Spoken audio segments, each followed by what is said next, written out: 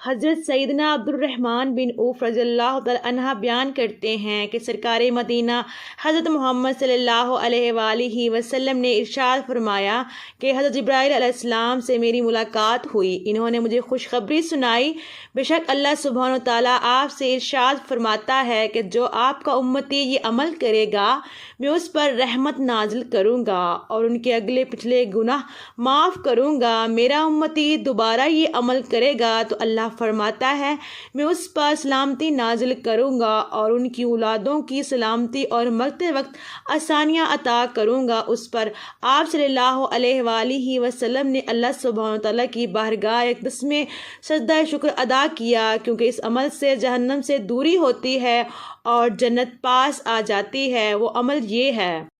بسم اللہ الرحمن الرحیم۔ السلام علیکم ورحمۃ اللہ وبرکاتہ۔ محترم ناظرین، عبدل بن عنی رضی اللہ تعالی عنہ فرماتے ہیں کہ رسول اکرم صلی اللہ علیہ وآلہ وسلم کے دربار میں ایک شخص نے آ کر عرض کیا، یا رسول اللہ صلی اللہ علیہ وآلہ وسلم، ایک جوان پر سکرات موت کی حالت ہے، اس کو کلمہ پڑھنے کو کہا جاتا ہے مگر اس کی زبان نہیں چلتی۔ حضور اقدس صلی اللہ علیہ وآلہ وسلم نے فرمایا، کیا وہ زندگی میں کلمہ نہیں پڑھتا تھا؟ عرض کیا، یا رسول اللہ پڑھتا تھا۔ حضور صلی اللہ علیہ وآلہ وسلم نے فرمایا، جب زندگی میں پڑھتا تھا موت کے وقت کس چیز نے اسے روک دیا؟ اتنا فرما کر اللہ کے محبوب صلی اللہ علیہ وآلہ وسلم فوراً مجلس سے اٹھ کھڑے ہوئے۔ ہم سب بھی حضور اقدس صلی اللہ علیہ وآلہ وسلم کے ہمراہ چل پڑے۔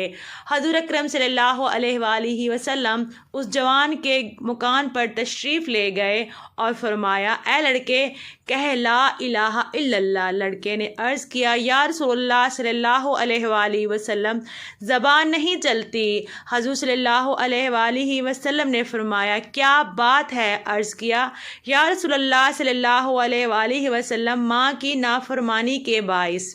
حضور صلی اللہ علیہ وآلہ وسلم نے پوچھا، تیری ماں زندہ ہے؟ تو کہا ہاں۔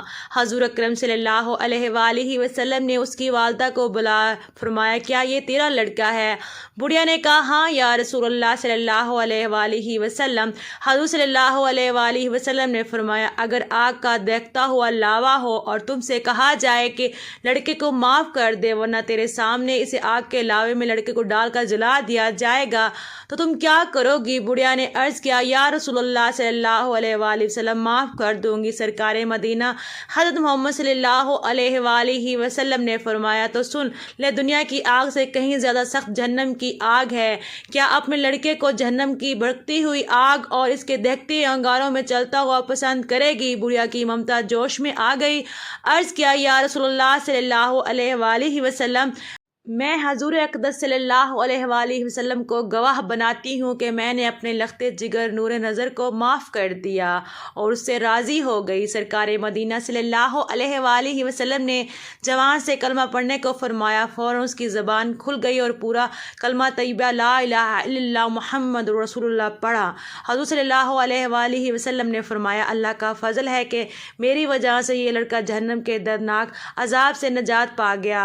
حضرت سیدنا عبد الرحمن رضی اللہ تعالی عنہ فرماتے ہیں کہ ایک دن حبشہ کے بادشاہ حضرت سیدنا نجاشی رضی اللہ تعالی عنہ نے حضرت سیدنا جعفر بن ابی طالب رضی اللہ تعالی عنہ اور آپ کے رفقا کو بلایا۔ جب وہ بادشاہ کے پاس آئے تو دیکھا کہ بادشاہ ایک گھر میں پھٹے پرانے کپڑے پہنے زمین پر بیٹھا ہوا ہے۔ حضرت سیدنا جعفر رضی اللہ تعالی عنہ فرماتے ہیں، ہم بادشاہ کو اس حالت میں دیکھ کر ڈر گئے۔ جب بادشاہ نے ہمارا خوف دیکھا تو کہا، میں تمہیں ایک ایسی بات بتاتا ہوں جو تمہیں خوش کر دے گی۔ وہ یہ ہے کہ تمہارے ملک سے میرا ایک مینیجر آیا ہے اور اس نے مجھے بتایا ہے کہ اللہ تعالیٰ نے اپنے نبی کریم صلی اللہ علیہ وآلہ وسلم کی مدد فرمائی اور ان کے دشمنوں کو ہلاک فرما دیا۔ نیز فلاں فلاں کو قیدی بنا لیا گیا اور فلاں فلاں مارا گیا۔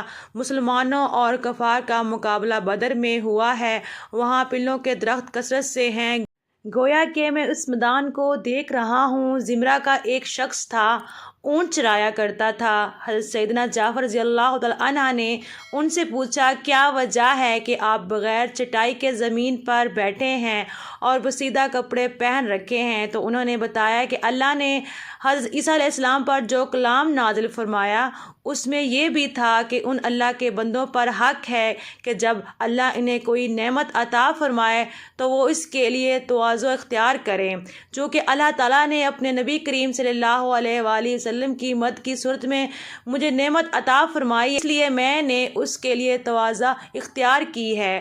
حضرت سیدنا عبد الرحمن بن عوف رضی اللہ تعالیٰ عنہ بیان کرتے ہیں کہ سرکار مدینہ حضرت محمد مصطفیٰ صلی اللہ علیہ وآلہ وسلم نے ارشاد فرمایا، حضرت جبرائیل علیہ السلام سے میری ملاقات ہوئی، انہوں نے مجھے خوشخبری سنائی، بے شک اللہ سبحانہ تعالیٰ سے آپ سے ارشاد فرماتا ہے کہ جو آپ پر درود بھیجے گا اس پر رحمت نازل کروں گا اور ان کے اگلے پچھلے گناہوں کو معاف کروں گا، جو آپ پر سلام بھیجے گا اس پر سلامتی نازل کروں گا اور ان کی اولاد کی سلامتی اور مرتے وقت آسانیاں عطا کروں گا۔ اس پر میں نے اللہ سبحانہ تعالیٰ کی بارگاہ اقدس میں سجدہ شکر ادا کیا۔ حضرت عبداللہ بن مسعود رضی اللہ تعالیٰ عنہ اور عبداللہ بن عباس رضی اللہ تعالیٰ عنہ سے روایت ہے کہ جب اللہ تعالیٰ نے سیدنا ابراہیم علیہ السلام کو مرتبہ خلد سے نوازا تو ملک الموت حضرت اسرائیل علیہ السلام نے مبارکباد پیش کرنے کے لیے دربار خداوندی میں اجازت طلب کی۔ اجازت ملنے پر حضرت ابراہیم علیہ السلام کی خدمت میں حاضر ہو کر خوشخبری پیش کی۔ آپ نے فرمایا الحمدللہ۔ پھر آپ نے ارشاد فرمایا، اے ملک الموت، مجھے اپنی صورت دکھاؤ جس میں کفار کی روح قبض کرتے ہو۔ عرض کیا، آپ اسے دیکھنے کی تاب نہ لا سکیں گے؟ فرمایا، تاب کیوں نہ لا سکوں گا؟ ملک موت نے کہا، اچھا تو آپ ذرا منہ پھیر لیں۔ جب آپ نے دوبارہ ادھر کو دیکھا تو دیکھتے ہی ایک کالا سیاہ آدمی جس کا سر آسمان تک پہنچا ہوا ہے، اس کے منہ سے آگ کی لپیٹ نکل رہی ہے اور آدمی کے جسم کے برابر اس کے بال ہیں اور ہر بال کے جڑ سے آگ کی لپیٹ نکل رہی ہے۔ یہ منظر دیکھ کر حضرت ابراہیم علیہ السلام پر خوشی طاری ہو گئی۔ جب آپ سنبھلے تو ملک الموت اپنی حالت میں آ چکے تھے۔ آپ نے فرمایا، اے ملک الموت، اگر کافر کو مرتے وقت کوئی تکلیف اور مصیبت نہ ہو، جب بھی اس کی گھبراہٹ اور پریشانی کے لیے تمہاری یہ ہیبت ناک ڈراؤنی صورت کافی ہے؟ آپ نے فرمایا، اچھا اپنی وہ صورت جس میں ایماندار کی روح قبض کرتے ہو اسے بھی دکھاؤ۔ ملک موت نے کہا، آپ منہ پھیر لیجئے۔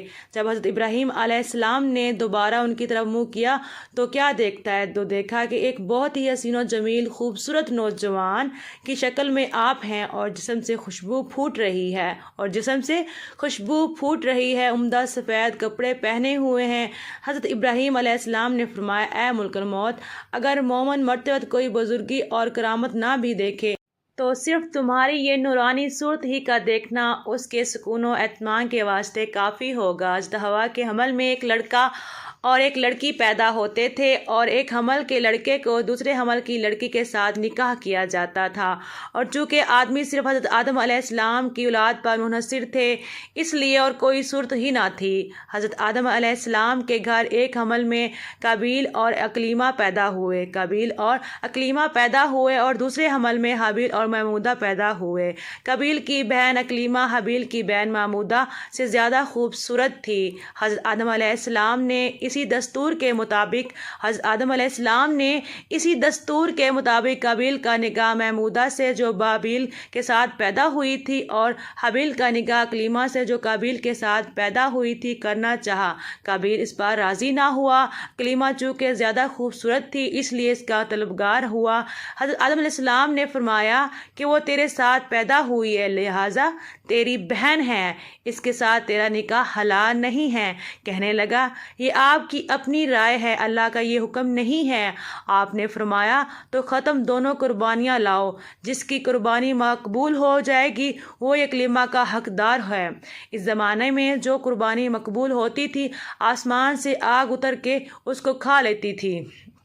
قابیل نے ایک انبار گندم کا اور حابیل نے ایک بکری قربانی کے لیے پیش کی۔ آسمانی آگ نے حابیل کی قربانی کو لے لیا اور قابیل کی گندم کو چھوڑ دیا۔ اس پر قابیل کے دل میں بغض و حسد پیدا ہو گیا۔ جب حضرت آدم علیہ السلام نے حج کے لیے مکہ مکرمہ تشریف لے گئے تو قابیل نے حابیل سے کہا، میں تجھ کو قتل کر دوں گا، میں تجھے قتل کر دوں گا۔ حابیل نے کہا، کیوں؟ کہنے لگا، اس لیے کہ تیری قربانی مقبول ہوئی، میری نہیں ہوئی، اور کلیمہ کا تو مستحق ٹھہرا، اس میں میری ذلت ہے۔ حابیل نے کہا، تو اگر مجھے قتل کرنے کو ہاتھ اٹھائے گا تو میں تجھے قتل کرنے کے لیے ہرگز ہاتھ نہیں اٹھاؤں گا، میں تو اللہ سے ڈرتا ہوں۔ قابیل نے آ کر حابیل کو قتل کر دیا۔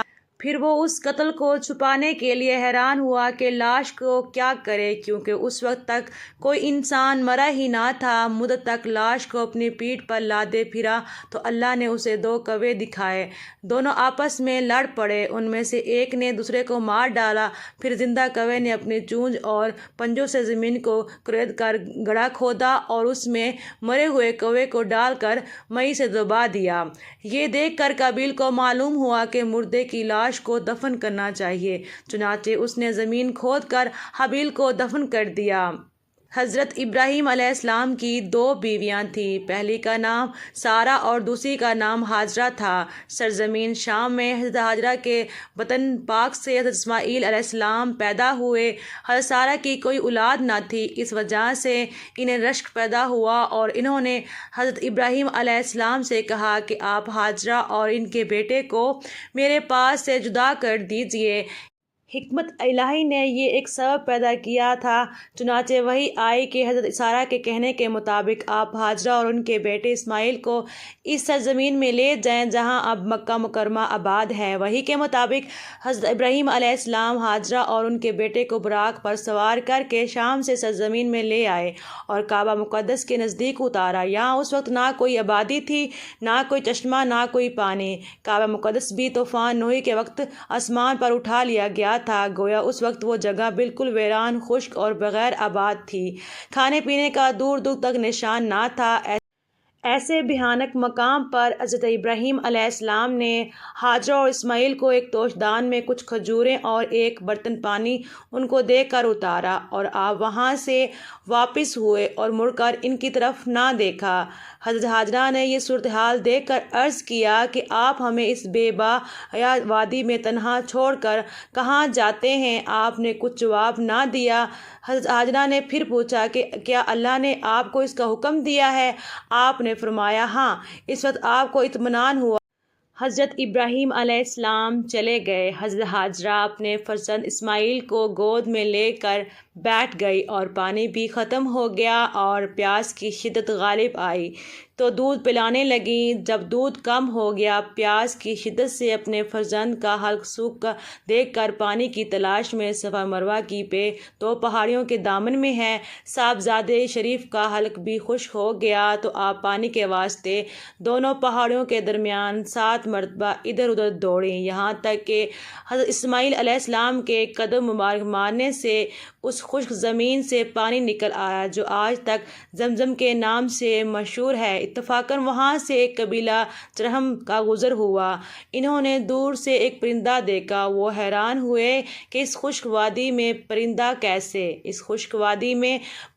کیسے؟ شاید کہیں پانی کا چشمہ نمودار ہوا ہے۔ چنانچہ وہ اس طرف آئے تو دیکھا ایک پانی کا چشمہ جاری ہے اور ایک نورانی شکل کی عورت اپنی گود میں بچہ لیے تنہائی بیٹھی ہے۔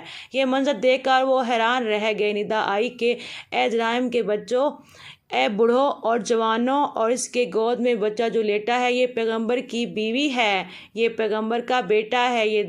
یہ دیکھ اور سن کے قبیلے والوں نے حضرت ہاجرہ سے وہاں پانی لینے اور رہنے بسنے کی اجازت چاہی۔ آپ نے اجازت دے دی، وہ لوگ وہاں رہ لیے اور حضرت اسماعیل علیہ السلام جوان ہوئے تو ان لوگوں نے آپ کی صلاح تقویٰ کو دیکھ کر اپنے خاندان میں ان کی شادی کر دی۔ یہی وہ جگہ ہے باب کعبہ شریف۔ اللہ تبارک تعالیٰ سے دعا ہے میرے تمام مسلمان بہن بھائیوں کو اور ان کے بچوں کو آپ صلی اللہ علیہ وآلہ وسلم پر درود پاک پڑھنے کی توفیق عطا فرمائے، آمین ثم آمین یا رب العالمین۔ محترم ناظرین، میری آج کی ویڈیو آپ کو کیسی لگی؟ اچھی لگی تو کمنٹ کر کے ضرور بتائیے گا، اور اگر مجھ سے غلطی ہوئی ہو تو میری ضرور اصلاح کیجیے گا۔ اللہ حافظ۔